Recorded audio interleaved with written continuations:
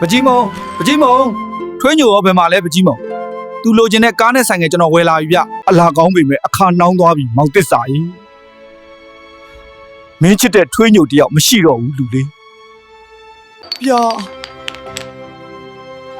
ဘာလို့လဲပကြီးမုံဘာလို့လဲကျွန်တော်ဘာမားခဲ့လို့လဲ မင်းမှားတာမဟုတ်ပါဘူးကွာမင်းချစ်တဲ့ထွေးညိုတယောက်ဓာတ်စီဝယ်ရတာမလွယ်တာကိုသိသွားပြီးတဲ့နောက်မှာတော့ ပြောပါပကြီးမုံဆက်ပြောပါထွေးညိုဘာဖြစ်သွားတာလဲ ထွေးညိုလေအခုမြင်းရှိတဲ့ထုတ်ကြီးနောက်ကိုလိုက်သွားပြီကွာလိုက်သွားပြီ ရက်ဆက်လိုက်တာထွေးညိုရဲ့ရက်ဆက်လိုက်တာ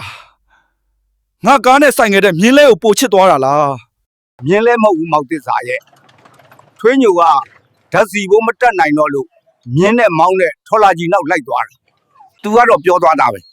စီဈေးကတက်ဝယ်ရတာကခက်တော့ခြေလေးချောင်းပဲအားကိုးတော့မယ်တဲ့ Yeah, boy.